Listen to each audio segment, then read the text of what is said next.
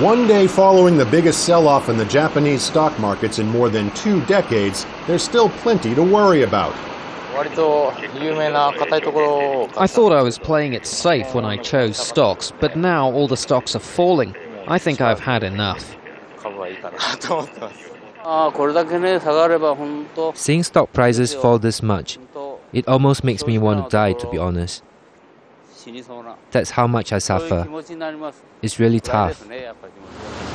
After panic selling caused the Nikkei Index to drop more than 9%, investors remain jittery about whether a worldwide coordinated cut in interest rates will shore up the markets and whether the United States bank bailout will do any good. By comparison, Japan's banks are in pretty good shape. They've been through something like this once before in the late 1980s and early 90s when a bubble in Japanese real estate popped. They learned their lesson and didn't indulge in the over-leveraging that's threatening U.S. and European banks and which has ruined more than a few. But that's small comfort and hasn't kept the diseased U.S. economy from infecting the Japanese stock market. The Japanese economy depends heavily on exports. You know the big brand names, Sony, Toyota, Honda.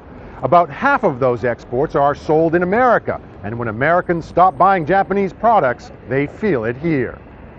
For example, Toyota is predicting 40% lower profits this year, mainly because of declining car sales in the U.S.